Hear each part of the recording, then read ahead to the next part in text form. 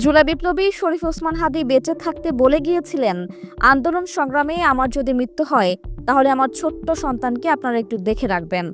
হাদীর সন্তান যখন তার স্ত্রীর গর্ভে, ঠিক তখনই দেশের জন্য গণঅভ্যুত্থানে ঝাঁপিয়ে পড়ে শরীফ ওসমান হাদী। সেই ছোট্ট সন্তানের মুখে ঠিকভাবে বাবা ডাক শোনার আগেই শহীদ হলেন ওসমান হাদী।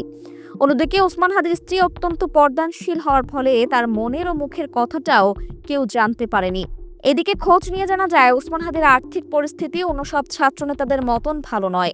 গণঅভ্যুত্থানের সামনের সারি নেতাদের মধ্যে একমাত্র ওসমান হাদী কোনো রকম দুর্নীতি করেননি। শিক্ষকতা করে খুবই অল্প বেতনে সংসার চালাতেন, এমনকি তার নির্বাচনের খরচটাও চালাতো সাধারণ জনগণ। ওসমান হাদীর গ্রামের বাড়িটা এখনও ভাঙাচোরা টিনের ঘর। এতেই ধারণা করা যায় টাকা পয়সার বিষয়ে ওসমান হাদী কতটা সৎ ছিলেন, যার ফলে এখন সবার মনে প্রশ্ন জাগছে, শরীফ ওসমান হাদীর স্ত্রী ও সন্তানের ভবিষ্যৎটা কি? এখন হয়তো অনেকে ওসমান হাদী ও তার পরিবারের খোঁজ খবর নিচ্ছে, কিন্তু সেটা কতদিন পর্যন্ত?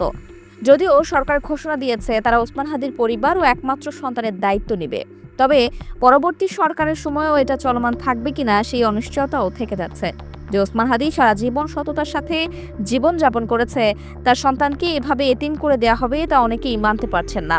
যার ফলে দেশের জন্য জীবন উৎসর্গ করা এই বিপ্লবীর স্ত্রী সন্তানের ভবিষ্যৎ কি, সেই প্রশ্নই এখন খুঁজে বেড়াচ্ছেন ওসমান হাদীর শুভাকাঙ্ক্ষীরা।